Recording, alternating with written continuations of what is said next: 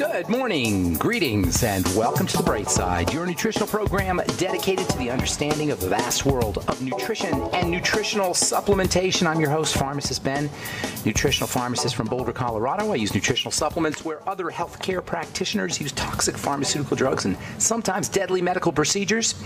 If you suspect that there are natural nutritional roads to your health and vitality and well-being, and to addressing your health challenges, whatever they may be, but you don't know where to begin, you have come to the right place. As you listen to The Bright Side every day, you are more and more in control of your body.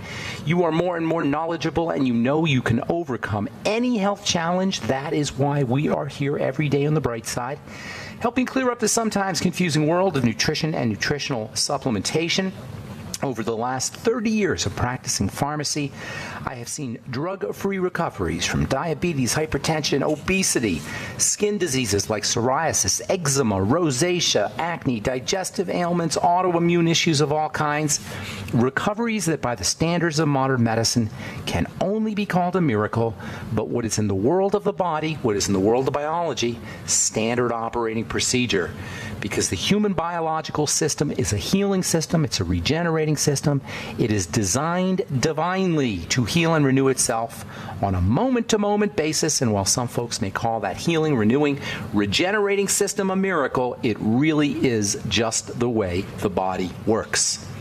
If you have questions about health and nutrition or prescription drugs, if you want to wean yourself off your meds and get on a good nutritional supplement program, we're here for you. We welcome your phone calls at 844-236-6010. We want to be your go-to source for all things nutrition. 844-236-6010 is our number. If you have a success story you'd like to share, we love hearing those. And if you just want to contribute to the conversation and be part of the program today, 844-236-6010 is our number on The Bright Side. If you want to purchase any of the longevity products you hear advertised or recommended on The Bright Side, please go to my website, brightsideben.com, pharmacistben.com, and criticalhealthnews.com. We've got blog stories or blog posts and news stories at brightsideben.com, criticalhealthnews.com, and pharmacistben.com. You can also call the Bright Side Ben phone team at 866-735-2470. That's 866-735-2470. And don't forget to ask about joining the Bright Side Ben team. For a one-time $25 fee, you can start a longevity business, get your products at the wholesale price, earn thank you checks, and help spread the word about the power and importance of a good nutritional supplement program, and enjoy all the benefits of having your own business. If you're an entrepreneur, you know what I'm talking about. Writing off your mileage, your home office, your tax, your stamps, they're all tax write-offs when you have your own business, making your own hours, working out of the home, and making as much or as little money as you like. Call 866-735-2470, 866-735-2470, and they can give you the full scoop. All right. We are continuing talking about the polyphenols and the phytonutrients and all this good stuff that's in nature's bounty, the plants and the vegetables, the fruits, the peels of fruits, the peels of the vegetables, the seeds of the vegetables. All of these are just mother loads of nutrition. We've been talking about sun protection and the polyphenols and the phenolic acids, specifically something called cinnamic acid, from which we get the name cinnamon. Now, cinnamic acid, which is found in olive and olive oil and strawberries and cranberries and cocoa and coffee, basil, bee products, honey, propolis, all of these are good sources of cinnamic acid as well as cinnamon. The cinnamic acids, like most of the polyphenols, absorb ultraviolet light. And in fact, when the cinnamic acid in the leaves is activated by UV light, it actually acts like a switch for growth. It's sort of a bioelectrical circuit that activates the growth of the plants. So the sunlight hits the cinnamic acid, and then the cinnamic acid, which is now activated by the sunlight, functions as a growth switch that turns on growth in the plants. And this ability of cinnamic acid to absorb sunlight is really very important, and I think there's a lot of benefits. There's a lot of reasons why cinnamic acid is an important phytonutrient. It's antiviral. It's antibacterial. It kills fungus. It's anti-inflammatory. It protects the liver.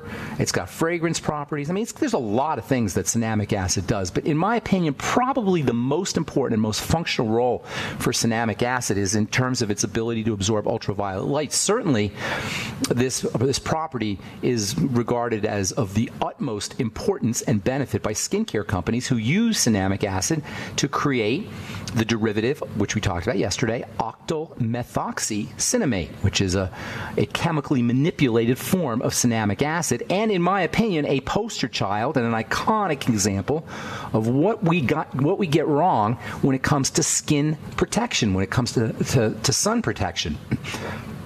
We're told by dermatologists and skincare professionals we got to slather on the sunscreens like octylmethoxycinnamate, completely oblivious to the fact that octylmethoxycinnamate is toxic. It's cytotoxic. It kills cells. And it's readily absorbed through the skin, through the surface of the skin, the stratum corneum. And it very likely gets into the blood.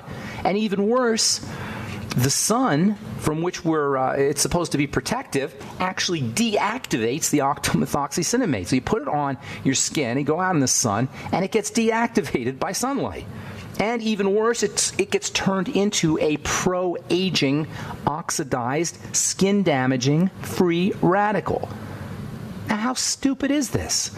You put on your sunscreen, it gets deactivated by the sun, it gets turned into a nasty, pro-aging, and very likely pro-cancerous free radical. This is craziness. The UV light from which we're supposed to be protected by this stuff actually creates changes that cause mutations and cell death. According to the Environmental Working Group's cosmetic database, octylmethoxycinnamate is associated with possible toxic effects to the immune system, the reproductive system, and it is especially toxic to the liver. This is the same stuff that your genius dermatologist tells you to slather on before you go out in the sun. And on top of everything else, the stuff goes into the blood. At least it goes through the skin, very likely goes into the blood. According to the Environmental Working Group, octylmethoxycinnamate is 70% safe. I don't know what that means. When I see that, I see 30% not safe, 30% toxic, and that is a good reason to avoid using octylmethoxycinnamate. The only way you're going to know is if it's in your product, is by being an ingredient reader. Read the ingredient deck. Now, it's a little easier with sunscreens because in sunscreens and sun protection products, the FDA regulates that the label will distinguish between the active ingredients and the inactive ingredients. So you don't have to necessarily, if you're trying to assess whether the stuff is in your sun protection product, you don't have to read the whole label, which is a little bit difficult, although I think everybody should be ingredient readers and everybody should read the entire ingredient deck, and that's why in my True Skin Health products you only get 4 or 5 ingredients for the most part. My omega-6 healing cream has 9 ingredients, but the other products have 3 or 4 or 5 ingredients. If you get a department store product, you're going to have to wade through 90 ingredients or 80 ingredients, but still, it's something we should do if we're going to be spreading this stuff on our skin. Now, with sunscreens, it's a little bit easier because the active ingredients are distinguished from the inactive ingredients, and you'll usually see octylmethoxycinnamate pretty boldly and pretty prominently displayed if it's in the product. I advise staying away from it. Now, you don't want to burn. If your option is to use the stuff or burn, then use the stuff. But just to use it routinely is not a good idea. I know I've said that before. I say it all the time. It bears repeating. It's not good stuff. And, by the way, the Environmental Working Group suggests that it be used with caution in pregnant women because pregnant women are applying sunscreen for 2 because the baby's getting stuff. What does that tell you? It's getting into the blood. I suggest it be used by caution with everybody, not just pregnant women and not just babies. Now, while cinnamic acid's derivative, octylmethoxycinnamate, sometimes called octinoxate, while this stuff is cytotoxic and best avoided, cytotoxic means it's toxic to cells, and while, in my opinion, it's you're best off avoiding this stuff, or at least minimizing your contact with it, the cinnamic acid, now that stuff is completely gentle. It's completely non-toxic, and it has sunscreen properties. Admittedly, they're nowhere near as powerful as OMC, octylmethoxycinnamate, but it does have some sun protection properties, and this brings us to one of my all-time favorite skin care ingredients, a wonderful source of cinnamic acid, and also also known for its sun protection properties. I'll tell you what that is when we come back from our break. I am Pharmacist Ben. You're listening to The Bright Side. 844-236-6010 is our number. We'll return right after this.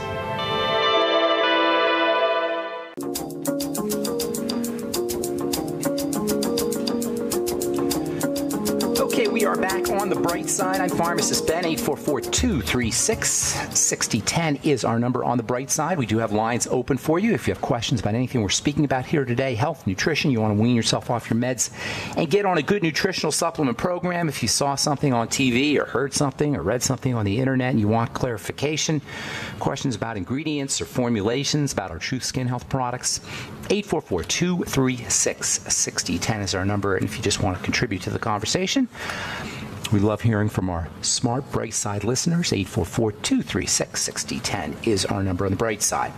And speaking of our Truth Skin Health products, you can check them all out at truthtreatments.com. We now have a special going until the end of the month on our Truth Serum. A trial size of Truth Serum now we're selling for $29. If you want to check that out, go to truthtreatments.com. Take a look at all our Truth Treatment products. Truth Retinol 5% Gel for anti-aging and wrinkle reduction and wrinkle prevention and acne, hyperpigmentation, dark spots. Our Truth Serum, Truth Omega-6 Healing Cream, and Truth Balm. They're all up at truthtreatments.com. Truthtreatments.com. Never any preservatives, fragrances, fillers, waxes, water, oil, silicone, propylene glycol. Nothing your skin doesn't need or doesn't want in any of our Truth Skin Health products. Okay, so we're talking cinnamic acid, one of the more multifunctional of the polyphenols found in cinnamon, as well as basil and cranberries and cocoa and coffee. Pretty much all plants are going to have at least a teeny tiny amount of cinnamic acid. But one of my all-time favorite sources of cinnamic acid is shea butter. Now, I've been using shea butter for decades in the skincare world. It's a wonderful moisturizer, skin softener.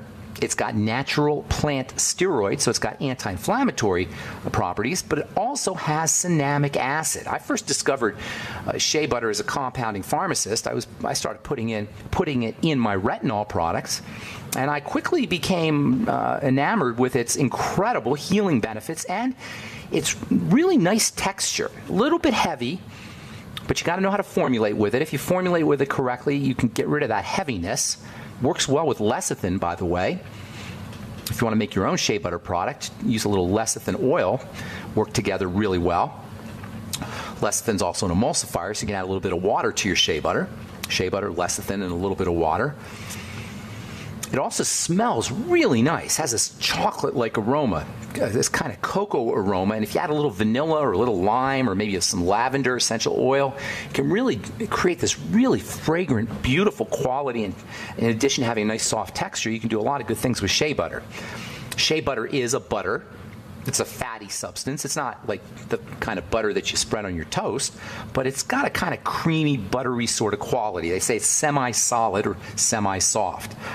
Shea butter is derived from the nut of the shea tree, which is cultivated pretty much in all the countries of Africa. Cameroon, Senegal, the Ivory Coast, Nigeria is a big source of shea butter. And African folk medicine has leveraged the incredible health benefits of shea butter for thousands of years. First became popular in the Western world in the late 1700s when this guy named Mungo Park first introduced it to Europeans. He was a European explorer. In the 1700s and in the 1800s, they were really going nuts trying to explore the whole world, and Africa had all these resources, and they got very excited, so they started to explore all the different parts of Africa and find all the cool spices that weren't available in Europe. And this guy named Mungo Park wrote a book called Travels in the Interior District of Africa, and it was a kind of chronicle of his adventures in Africa. And he started talking about this incredible buttery substance that the natives were using as sun protection and for infections and for all kinds of skin problems. He's the first guy to really start talking about shea butter. If you know anything about skincare, even if you're just a consumer of skincare products, you undoubtedly have heard of shea butter. It's found in thousands of different products, creams and lotions and cleansers and masks. You can even find shea butter in cosmetic products and lipsticks and rouges.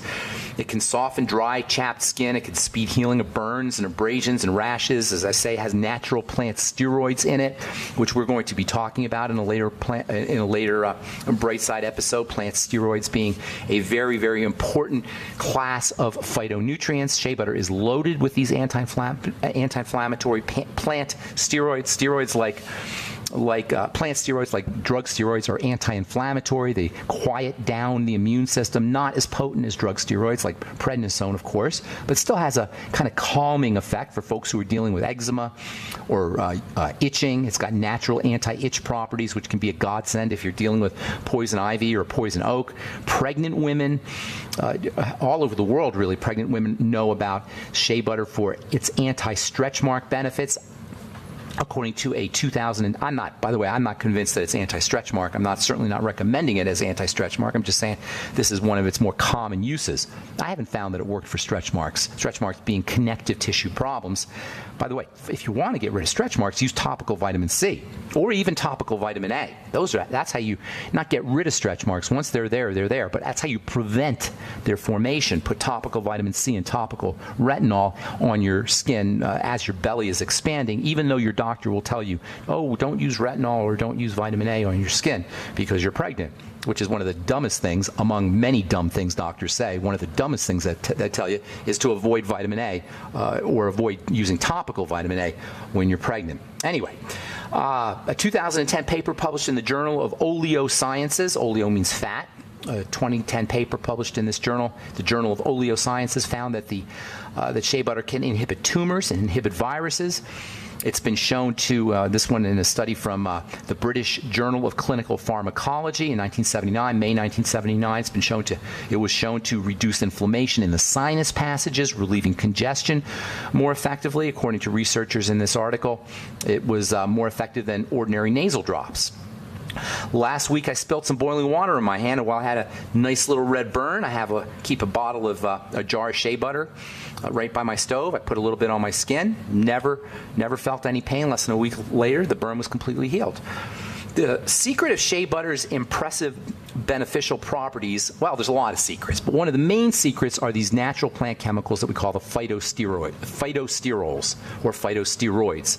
These things are anti-inflammatory, and they act similar, as I said, to our own natural steroids, similar to our cortisol and similar to pharmacological steroids, similar to prednisone, but unlike prednisone, it's gentle and it's non-addicting, and you don't have to deal with that crazy rebound thing that happens when people use prednisone or when they use cortisol on their skin. When you stop using cortisol after you've been using it for a long time, you get a rebound irritation that can be absolutely miserable, like a kind of steroid withdrawal, a skin steroid withdrawal. You get rashes and redness and lesions. It can be pretty serious. In fact, it's the same thing that you use the steroid cream to prevent in the first place, and then you stop using the steroid. It's like you get punished for stopping the steroid. Unfortunately, because it's so gentle and because it really doesn't have the same kind of potency as a drug, its effects are much more subtle compared to pharmaceutical type creams. Shea butter doesn't get the attention that it deserves, in my opinion. In addition to natural steroids, shea butter also has wonderful fatty acids, similar to the ones that are found in other nuts and seeds. You'll get some omega-6 essential fatty acids, which is at least partially responsible for its anti-rash benefits, for its benefits for healing dry, chafed or chapped skin, and it's got natural sunscreen agents. This is shea butter's most impressive claim to fame, in my opinion. It is a good source of the cinnamates, which gives it natural sunscreen properties. We'll talk about that as we continue on the bright side. On our next episode, we'll hit the phones when we come back from our break. 844-236-6010 is our number. We'll be back after this.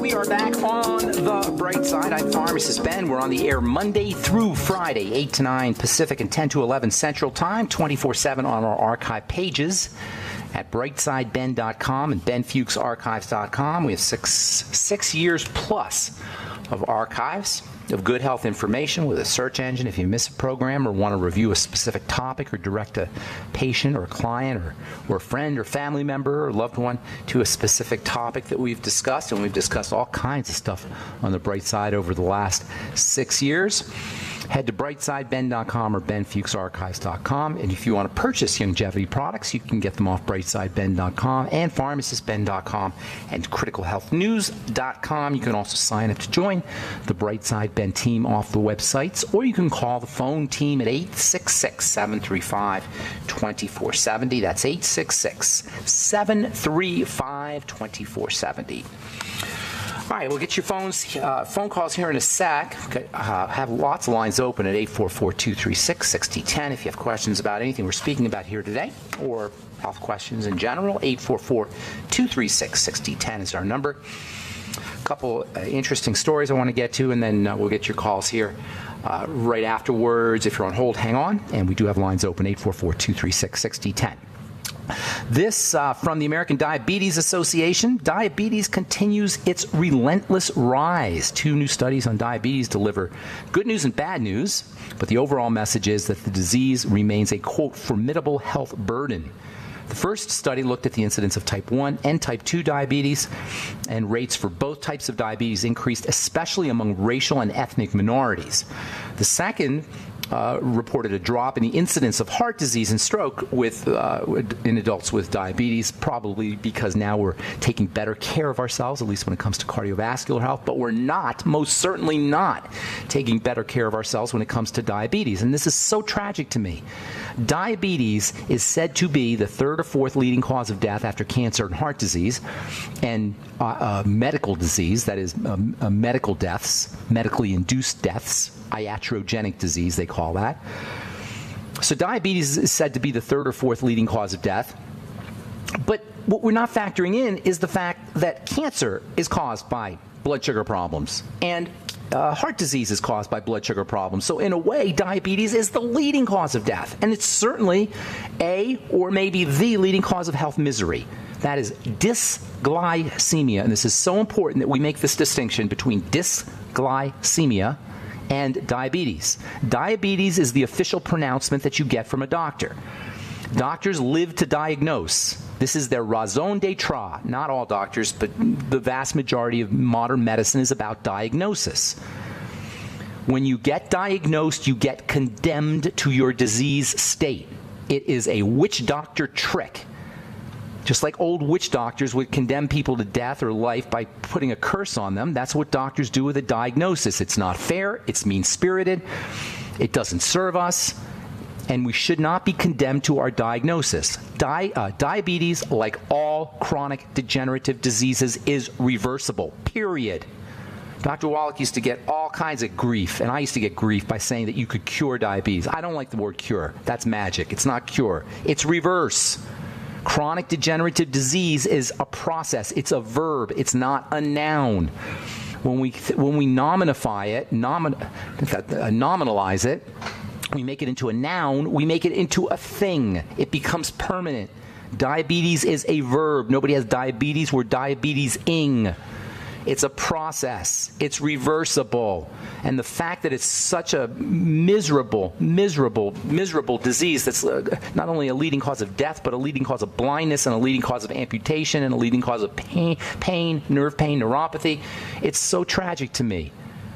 If you have diabetes, if you're diabetes-ing, or you've been condemned with a diagnosis of diabetes, change the way you eat, number 1. Change the way you supplement, number 2. And change the way you move your body or don't move your body. Change the way you exercise your body, number 3. You'll also have to work with cortisol levels, because in addition to food, cortisol is another reason why blood sugar gets messed up. Those are the 2 reasons right there. Then they're lifestyle related. Cortisol and food. Nobody has to have diabetes. Now, type 1 diabetes is a little bit different because it's an autoimmune disorder, but still, today we know that type 1 diabetes is also related to digestive health. So it's so tragic and heartbreaking to me, this whole idea of diabetes being a leading cause of death and a leading cause of illness and a leading cause of misery. It just breaks my heart when I see diabetics. Please understand, if you're on a drug, a diabetes, and by the way, the diabetes drugs are still drugs, and they're going to kill you too. So you may lower your blood sugar artificially with your metformin or your Januvia or whatever prescription drug you have, but you still have the biochemical problem that led to the issue. All right, this is another article, very similar. How to eat chocolate without piling on the pounds this summer. This is published in a journal called, or on a website called The Conversation. Easter is once again upon us, and for many people it's time when a little more chocolate than usual is consumed. The authors of this article go on to say how important chocolate can be. Dark chocolate is a source of flavonoids, the polyphenols that we've been talking about. As many as there are in vegetables. Zinc, phosphorus, manganese, iron, these are all found in chocolate. This is why periodically you'll hear that chocolate is a health food. It is not a health food, and nobody likes chocolate. We like chocolate and fat, or cocoa and fat and sugar. Nobody would ever eat baker's chocolate. If you don't believe me, go to the supermarket, buy some baker's chocolate, and munch down on it. It tastes awful.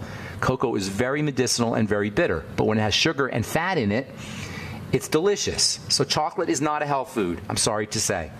It's not as bad, perhaps. Dark chocolate is, it's got some nutritional value, but it's not a health food. Anyway, how are you going to eat chocolate? Well, the authors of this study, or this article, talk about an experiment that was done where they divided people into 3 groups. The first group consumed a drink which contained just sugar, a sugar drink. The second group drank the same beverage, but they did some walking after they drank the sugar beverage. And then the third group drank the sugar beverage, but had a little protein and a little fat in the beverage too, and the same amount of calories, but they added a little bit of protein and fat to the sugar. Well, guess what? If you took a walk after you ate the sugar, you didn't gain as much weight, and if you drank a little protein and a little fat with your sugar, you didn't gain as much weight. These are the kind of strategies we can employ if we're trying to lose weight or if we're trying to stabilize our blood sugar. Make sure that after you eat sugar, you drink a lot of water. This will dilute your blood sugar. Make sure that when you're eating sugar, you're eating it with fiber. This will mop up the sugar. Make sure when you're eating your sugar, you're using protein and fat, particularly fat, because that will help fill you up and activate satiety, so you won't eat as much sugar. What you want to try to avoid is eating pure straight sugar, which is what we do when we eat candy. That's really the big problem. All right, 844-236-6010 is our number. This one's kind of, well, I think we'll hit the phones. We'll say this for Monday. Robert in Texas, good morning. Welcome to the bright side, buddy. Good morning. I sent in the swab, and they told me I had blood in my stool. Okay. Are you in pain at all? Sir? Are you in any pain? No. I had colon cancer one time back in 91. They got it all, but I had a check 2 or 3 times. Well, that's not good. Blood in the stool is not good, particularly if you have a history of colon cancer. Hang on, Robert. We got to take a break. We'll finish up when we come back, okay? 844-236-6010 is our number. Got lines open, and we'll return with you and your phone calls right after this. Don't go away.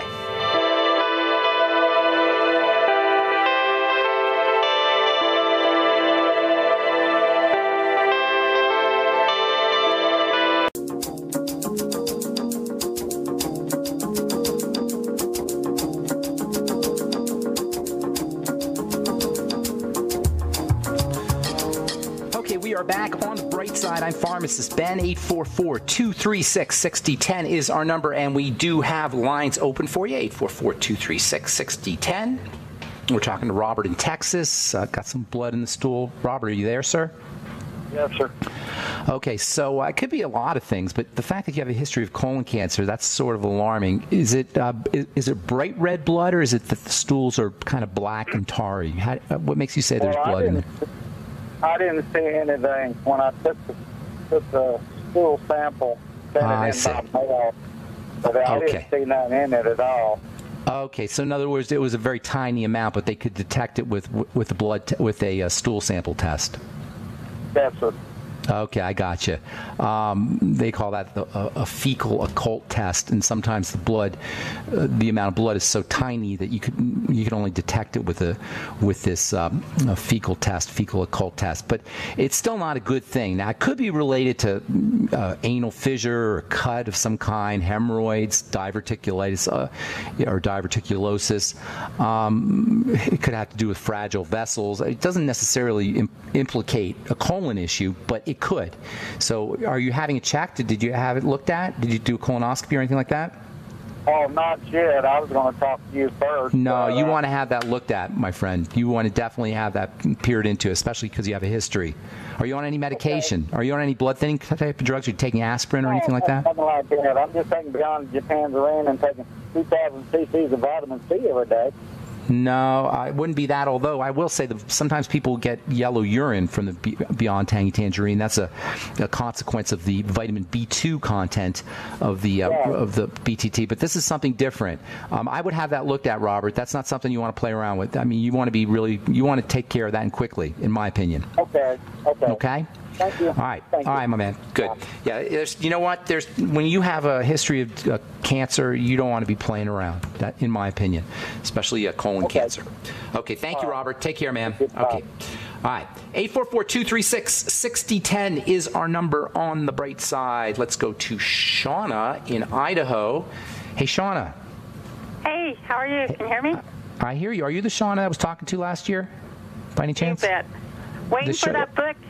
Yeah, that's me. I'm waiting for your book to come out. You're waiting for my book. All right, good to talk to you again. I haven't talked to you for a while. What's going on?